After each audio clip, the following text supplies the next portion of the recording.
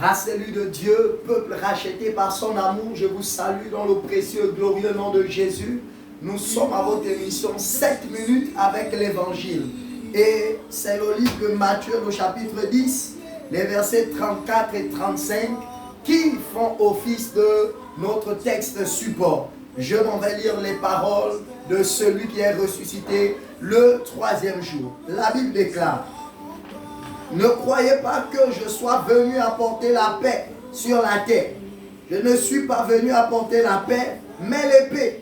Car je suis venu mettre la division entre l'homme et son père, entre la belle-fille et la belle-mère, entre la fille et la mère, entre la belle-fille et sa belle-mère.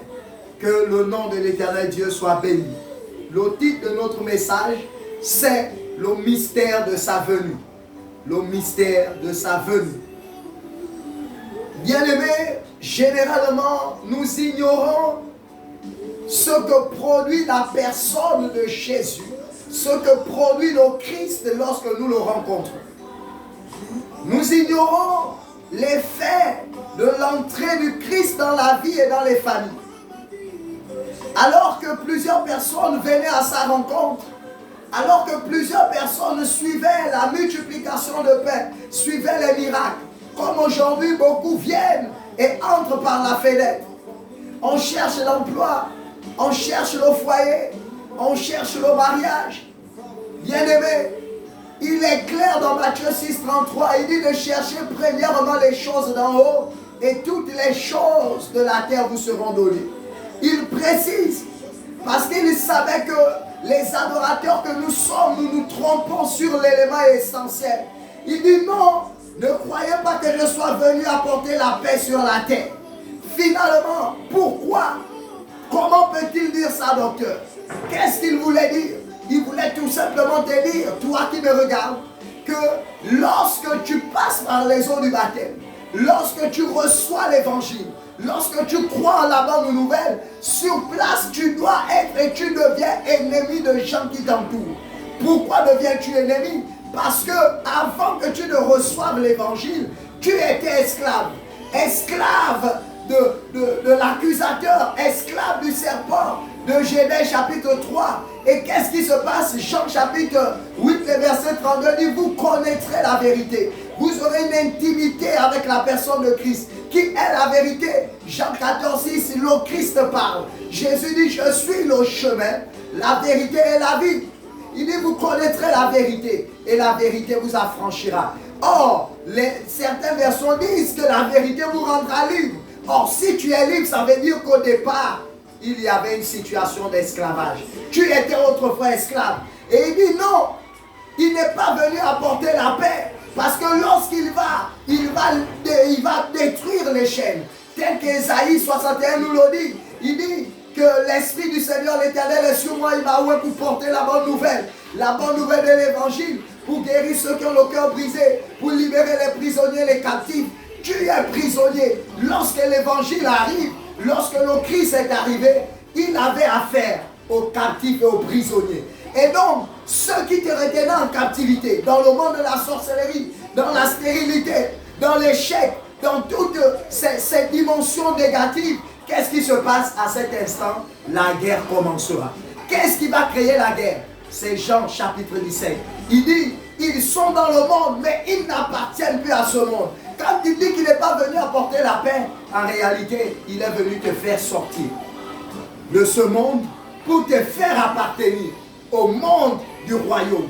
Tu es né maintenant par le royaume. C'est pourquoi il dit, non, je ne suis pas venu apporter la paix, mais je suis venu apporter l'épée. Pas l'épée de la mort, mais quelle épée? La Bible nous révèle dans le livre d'Hébreux, le chapitre 4, verset 12. On dit la parole, l'évangile, est l'épée à double tranchant. Donc c'est cette épée, il est venu apporter la bonne nouvelle. Il n'est pas venu apporter ce que tu viens chercher. Il n'est pas venu t'apporter les choses de la terre, non. C'est pourquoi le livre d'Apocalypse nous déclare que celui qui détient l'épée, Apocalypse 19 nous dit qu'il est monté sur le cheval blanc. Son nom c'est fidèle et véritable. La Bible nous dit qu'il a l'épée. Il a l'épée, c'est écrit Seigneur des seigneurs, Roi des rois. On dit son nom est la parole de Dieu. L'épée dont nous parle l'apôtre Paul. L'apôtre Paul nous parle de l'épée qui est la parole de Dieu lorsqu'il parle de revêtir les âmes spirituelles.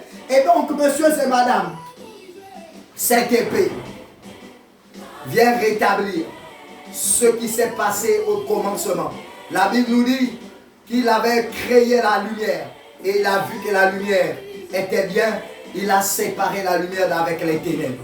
C'est pourquoi il dit, il vient avec l'épée, il vient avec l'évangile.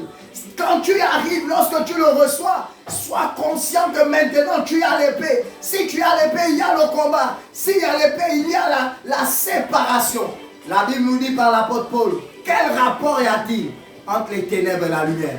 Et là, il dit qu'il y aura la séparation, il y aura la division entre le Père et le Fils. En quel moment ça apparaît? Lorsque tu avais eu le chemin, tu étais sur le chemin de l'obscurité. La Bible dit, le peuple qui marche dans la nuit voit une grande lumière. C'est celui-là qui a maintenant l'évangile. Et là, il peut dans sa conscience réaliser qu'il était sur le mauvais chemin. Mais ceux qui sont autour de toi ne sont pas prêts à l'accepter. C'est pourquoi, bien-aimé, sa venue, c'est de nous donner l'épée. L'épée de l'Esprit qui est sa parole. Et par sa parole, par l'épée de l'Esprit, maintenant, tu peux être fortifié, tel quelqu'un qui est seul, mais entouré de plusieurs difficultés. L'épée permet de pouvoir faire un chemin. N'oubliez pas, il est le chemin. Mais pour aboutir à ce chemin, il faut avoir l'évangile, qui est l'épée. Tel quelqu'un en brousse, qui permet de pouvoir nettoyer son chemin pour arriver vers l'enlèvement, le retour du Christ. Écoutez-moi très bien, pourquoi est-il venu? Il est venu pour te donner l'évangile, car l'évangile est la vie. Il est venu pour manifester la séparation, car il reviendra chercher les élus et ses épouses.